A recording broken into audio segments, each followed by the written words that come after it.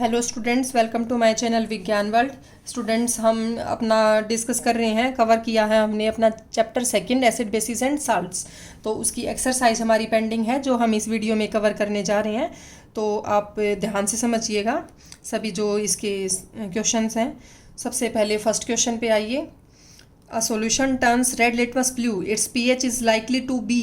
तो देखिए, जो सॉल्यूशन रेड लिटमस को ब्लू कर देता है तो ऑब्वियसली मैं कई बार आपको बता चुकी हूँ इस चैप्टर में, वो क्या होता है, वो बेस होता है। तो बेसिक नेचर जिसकी होगी वो करेगा रेड को ब्लू। तो इनमें से बेसिक पीएच जो होती है स्टूडेंट्स, वो होती है 7 से 14 तक, और उससे कम वाली होती है एसिडिक पीएच। तो यहाँ पे 7 से 14 वाली ज़्यादा वाली एक ही है, तो डी इसका आंसर होगा। ठीक है, क्योंकि ये बेस है, रेड को ब्लू यही करेगा। अगला है a solution reacts with crushed egg shell to give a gas that turns lime water milky.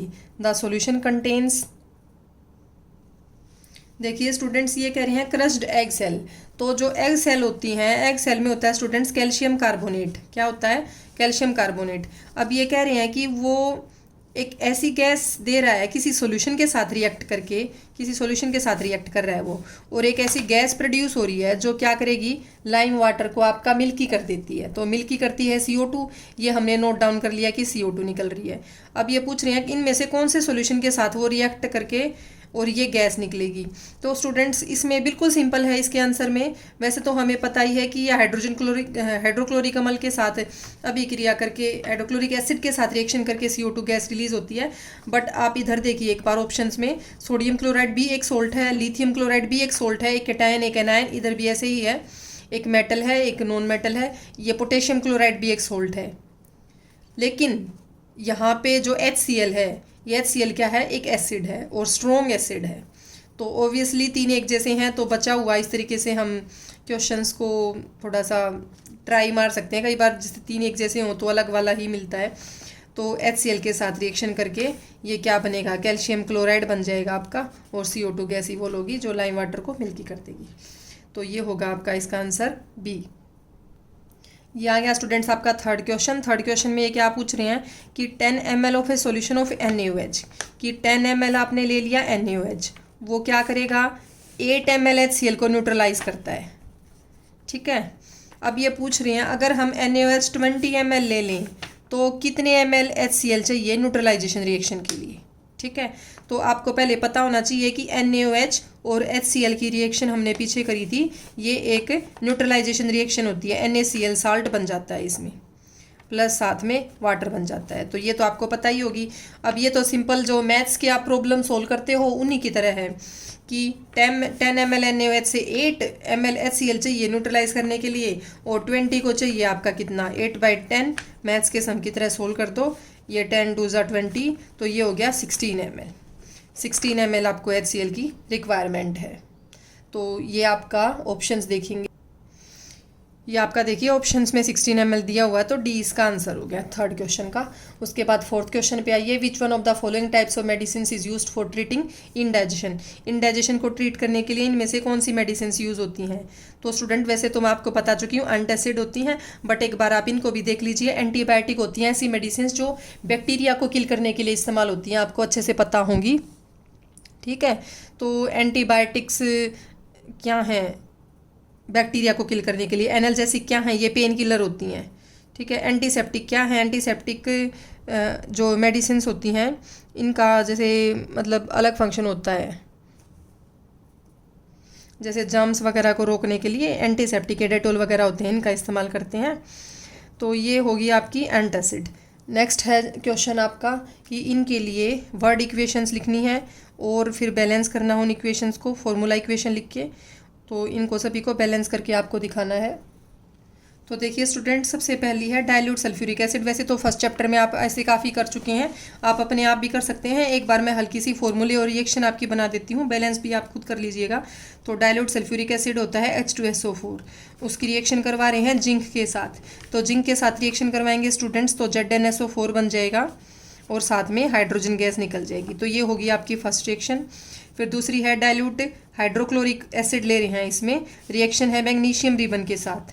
Then these two reacts to form magnesium chloride आपका बन जाएगा। सभी में सोल्ट्स बनेंगे और सभी में हाइड्रोजन गैस इवोल्व हो रही है। तो हाइड्रोजन गैस यहाँ पे भी इवोल्व होगी आपकी, ठीक है। और जैसे ये है सी वाली, देखिए डाइल्यूट सल्फ्यूरिक एसिड फिर से आ गया, ये रिएक्ट कर रहा है एल्यूमिनियम पाउडर के साथ। एल्यूमिनियम पाउडर के साथ रिएक्ट करेगा तो स्टूडेंट्स एल्यूमिनियम क्या बनेगा आपका, एल्यूमिनियम सल्फेट बनेगा।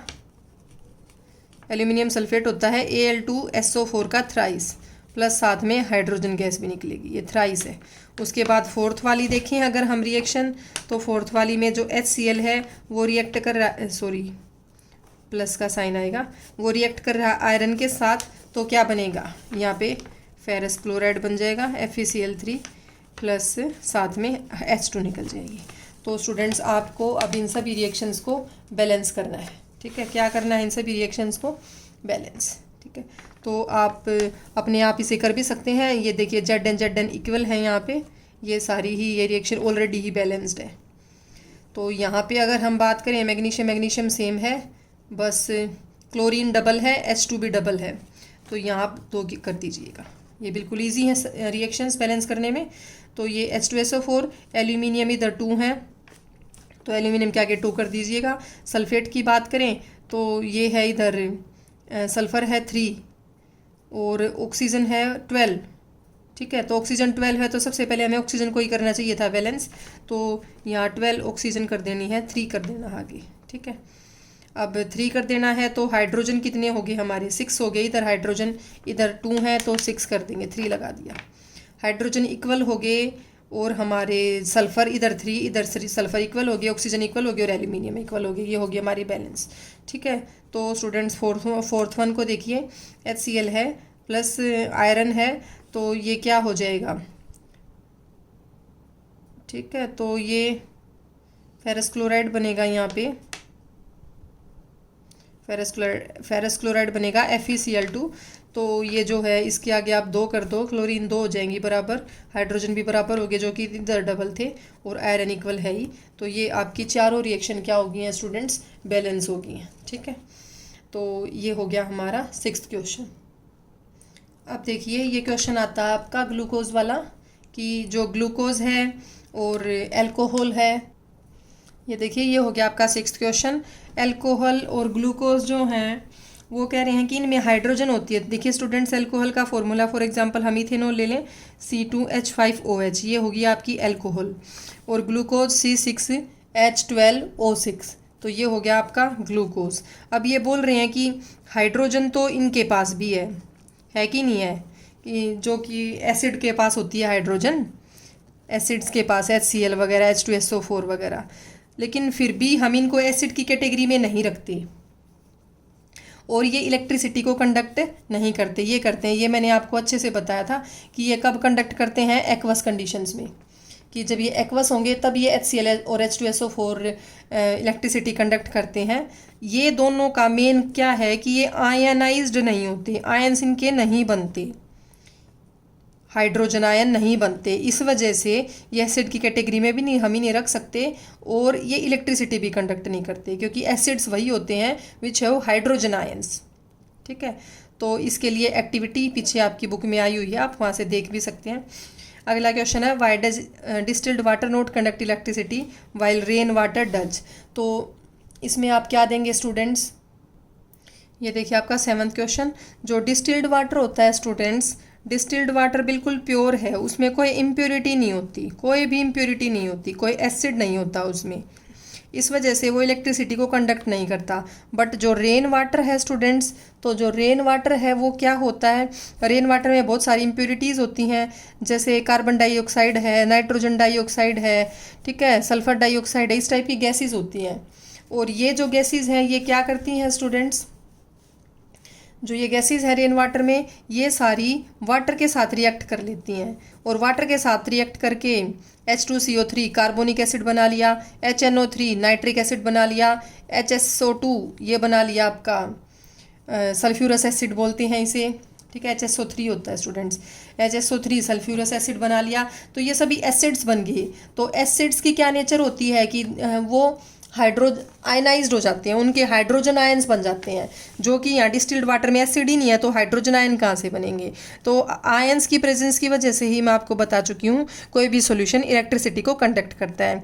सो we can say that distilled water does not conduct electricity whereas rain water does. ये देखिए आपका next question, why do acids not show acidic behaviour in absence of water. ये मैं पहले भी आपको एक्सप्लेन कर चुकी हूँ कि वाटर की एब्सेंस में वो उसके आयन नहीं बनते एसिड के, इस वजह से वो एसिडिक बिहेवियर नहीं शो करेगा अपना। फिर उसके बाद नेक्स्ट क्वेश्चन है कि ये ABCDE 5 आपको यूनिवर्सल इंडिकेटर्स दिए हुए हैं, सॉरी 5 सॉल्यूशंस हैं ये ABCDE, और इनको यूनिवर्सल इंडिकेटर से चेक करना है आपको, और इनकी चेक करने के बाद इनकी pH ये मिली हमें 4, 11, 1, 7 और 9 ये मिली है इनकी pH। तो ये हमें बताना है कि कौन सा सॉल्यूशन न्यूट्रल है इनमें से। तो स्टूडेंट 7 pH वाला न्यूट्रल होता है, कई बार बता चुकी हूँ मैं। स्ट्रॉन्गली एल्कलाइन होता है जिसका जितनी ज़्यादा pH हो, तो 11 pH वाला स्ट्रॉन्गली एल्कलाइन है, और 1 pH वाला स्ट्रॉन्गली एसिडिक होगा, वीकली एसिडिक होगा 4 pH वाला, और 9 होगा वीकली एल्कलाइन। फिर इनको अरेंज करना है, इन pH को अरेंज करना है in increasing order of hydrogen ion concentration. तो स्टूडेंट्स मैं आपको बता चुकी हूँ कि जितना स्ट्रॉन्ग एसिड होगा हाइड्रोजन आयन उतने ही ज़्यादा होंगे उसके पास। तो जो हमने किया था, देखिए हमने जो pH स्केल किया था कि 0 से 14 तक, और 7 पे मैंने बताया था न्यूट्रल, तो 14 से 0 की तरफ जितना आएंगे ना हाइड्रोजन आयन उतने बढ़ते हैं, इस तरह बढ़ते हैं। तो जितनी कम pH होगी हाइड्रोजन आयन उतने ही ज़्यादा होंगे। तो अगर इनको हाइड्रोजन आयन की इंक्रीजिंग ऑर्डर में लगाएंगे तो सबसे कम हाइड्रोजन आयन होते हैं 11 के पास, फिर उससे ज़्यादा 9 के पास हाइड्रोजन आयन, उससे ज़्यादा 7 के पास, उससे ज़्यादा 4 के पास, और उससे ज़्यादा 1 के पास। तो हाइड्रोजन आयन सबसे ज़्यादा 1 pH वाले सॉल्यूशन के पास होंगे। तो ये हो गया इनका इंक्रीजिंग ऑर्डर। ये देखिए स्टूडेंट्स नेक्स्ट क्वेश्चन हमारा 10th क्वेश्चन पे आगे हैं। Equal length of magnesium ribbon are taken in test tube A and B की आपको 2 टेस्ट ट्यूब दे दी A और B, दोनों में मैग्नीशियम रिबन ले लिया। कौन सा रिबन ले लिया? मैग्नीशियम का। फिर कह रहे हैं कि A में तो डाल दिया हमने HCl और B में डाल दिया हमने CS3COOH एसिटिक एसिड। तो ये स्टूडेंट्स HCl स्ट्रॉन्ग एसिड होता है और एसिटिक एसिड होता है वीक एसिड, ये मैंने आपको बताया भी था। फिर ये कह रहे हैं कि दोनों की अमाउंट और कंसनट्रेशन इक्वली है, दोनों में A टेस्ट ट्यूब में HCl की और B टेस्ट ट्यूब में एसिटिक एसिड की। फिर ये पूछ रहे हैं कि दोनों ही एसिड हैं, in which test tube will the fizzing occurs more vigorously and why. तो फिजिंग किस में विग्रसली होगी, तेजी से, किस में ज़्यादा स्ट्रॉन्ग फिजिंग होगी, और ऐसा क्यों होगा स्टूडेंट्स। तो सबसे पहली बात हम इनकी रिएक्शन कर लेते हैं। तो जैसे मैग्नीशियम हाइड्रोक्लोरिक एसिड के साथ रिएक्शन करेगा तो मैग्नीशियम क्लोराइड, ये पीछे भी आई है रिएक्शन, और साथ में H2 गैस ही होगी। H2 गैस इसमें भी वो होगी स्टूडेंट्स, बस साल्ट डिफरेंट बनेगा। तो CO एसिटिक एसिड के साथ जब आपका मैग्नीशियम रिएक्ट करेगा तो आपका जो साल्ट बनेगा वो बनेगा मैग्नीशियम एसीटेट, और मैग्नीशियम एसीटेट का क्या फॉर्मूला हो जाएगा? CS3COO Mg। अब इसकी संयोजकता वैलेंसी होती है 1, इसकी वैलेंसी होती है 2, तो इस पूरे पे 2 आ जाएगा, ठीक है, क्योंकि इसकी 2 है इसकी 1 है, 1 इधर चला गया, क्रॉस हो गया। तो ये आपका बन गया इसका फॉर्मूला, ठीक है, और साथ में हाइड्रोजन गैस यहाँ पे भी निकलेगी। अब देखिए ये कह रहे हैं मोर विग्रस रिएक्शन किस में होगी, तो किस में होगी स्टूडेंट्स, ये जो है मोर विग्रस रिएक्शन ऑब्वियसली ये HCl के केस में होगी, क्योंकि जो HCl है वो एक स्ट्रॉन्ग एसिड है और जो आपका ये एसिटिक एसिड है वो वीक एसिड है, ठीक है। तो ये तेज़ी से होगी ये रिएक्शन, फटाफट होगी, स्ट्रॉन्ग एसिड है। तो ये हो गया आपका क्वेश्चन नंबर 10। उसके बाद अगले क्वेश्चन पे आइए 11th। ये क्या कह रहे हैं? Fresh milk has a pH of 6 है फ्रेश मिल्क की pH। How do you think the pH will change at it turns into curd.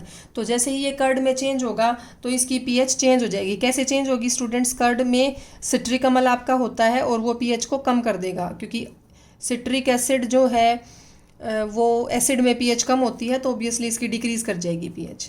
तो 12th क्वेश्चन पे आते हैं कि a milkman adds a very small amount of baking soda to fresh milk, कि कोई milkman milk में baking soda मिला देता है। तो स्टूडेंट्स मिल्क की pH है 6 जैसा अभी आया, तो बेकिंग सोडा होता है एल्कलाइन नेचर में, तो वो उसकी pH को बढ़ा देगा, 6 से और ऊपर ले जाएगा। फिर उसके बाद ये 2 क्वेश्चन पूछ रहे हैं कि एक तो वो क्यों मिलाता है, ठीक है, उसकी पीएच को 6 से ऊपर स्लाइटली एल्कलाइन पे क्यों शिफ्ट करता है? इसलिए करता है स्टूडेंट्स कि जैसे हम देखते हैं कि कई बार दूध में स्मेल हो जाती है, खट्टापन आ जाता है, तो वो उस चीज़ को कम करने के लिए, ताकि उसके दूध को कोई ख़राब ना बताए, किस लिए कि भाई उसका जल्दी से एसिडिक ना बने, उसमें खट्टापन ना आए, ख़राब ना हो। थोड़ा सा बेकिंग सोडा मिलाने से पीएच ऊपर चली जाएगी तो वो जल्दी से ख़राब नहीं होगा, आसानी से एसिडिक नेचर उसकी नहीं बन पाएगी। और ऐसे दूध की दही जमाने में भी काफ़ी दिक्कत आती है अगर बेकिंग सोडा उसमें मिला हुआ हो, क्योंकि दही के लिए, कर्ड के लिए जो है वो क्या चाहिए आपको, कम पीएच चाहिए, तो कम पीएच आसानी से बन नहीं पाएगी, क्योंकि जो बेकिंग सोडा है उसको हाईली एल्कलाइन कंडीशन में मेंटेन करके रखेगा, ताकि वो इजीली एसिडिक नेचर उसकी ना हो। तो ये हो गया आपका 12th क्वेश्चन। 13 क्वेश्चन पे आएंगे। 13 क्वेश्चन क्या है? Plaster of Paris should be stored in A moisture proof container, explain why. कि पीओपी को मॉइस्चर प्रूफ कंटेनर में रखते हैं, तो ये किस लिए रखते हैं मॉइस्चर प्रूफ कंटेनर में स्टूडेंट्स इसको, पीओपी को? कि जैसा कि आपको पता है कि जो पीओपी होता है, ये पता ही है स्टूडेंट्स आपको कि जो पीओपी है, पीओपी जैसे ही वाटर के साथ रिएक्ट करेगा तो ये क्या बना देगा, ये जिप्सम बना देगा। तो जिप्सम ना बन जाए इसलिए इसको वाटर प्रूफ कंटेनर में हम स्टोर करके रखते हैं। न्यूट्रलाइजेशन रिएक्शन हम कर चुके हैं, एसिड बेस में की रिएक्शन होती है, तो एग्जांपल आपको देने हैं। फिर आपको 2 इंपॉर्टेंट यूजेस बताने हैं वाशिंग सोडा और बेकिंग सोडा के, ये भी हम अपनी पिछली वीडियोस में कर चुके हैं, तो इसको एक्सप्लेन करने की इतनी नीड नहीं है। तो ये होगी स्टूडेंट्स हमारी एक्सरसाइज कंप्लीट होगी है। लास्ट में एक्सरसाइज के बाद ये नीचे दे रखा है, तो मैं आपको बता देती हूँ। एक एक्टिविटी दे रखी है इन्होंने, प्रिपेयर योर ओन इंडिकेटर। तो स्टूडेंट्स ओन इंडिकेटर इस एक्टिविटी पे भी ना जाएं, या इसके अकॉर्डिंग आप प्रोसीड कर सकते हैं। जो भी मैंने आपको नेचुरल इंडिकेटर्स बताए थे, जैसे कुछ पेटूनिया लीव्स, हाइड्रेंजिया लीव्स, इन्होंने भी दे रखा है यहाँ। Petunia leaves, hydrangea leaves, geranium leaves, आप उनकी जो पेटल्स होती हैं जो कलरफुल लीव्स होती हैं, उनको आप क्रश करके और उनसे भी, उनका जो एक्सट्रैक्ट है उससे भी आप अपना इंडिकेटर बना सकते हैं। आप अपना टर्मरिक से बना सकते हैं इंडिकेटर। जैसे ये बोल रहे हैं बीट रूट होता है चुकंदर को क्रश करके, चुकंदर को क्रश करने से भी आप अपना इंडिकेटर बना सकते हैं। वो भी एसिड बेसिस को टेस्ट करने में आपकी हेल्प करेगा। तो ये थी आपकी ग्रुप एक्टिविटी। तो स्टूडेंट्स आज का हमारा वीडियो कंप्लीट हुआ।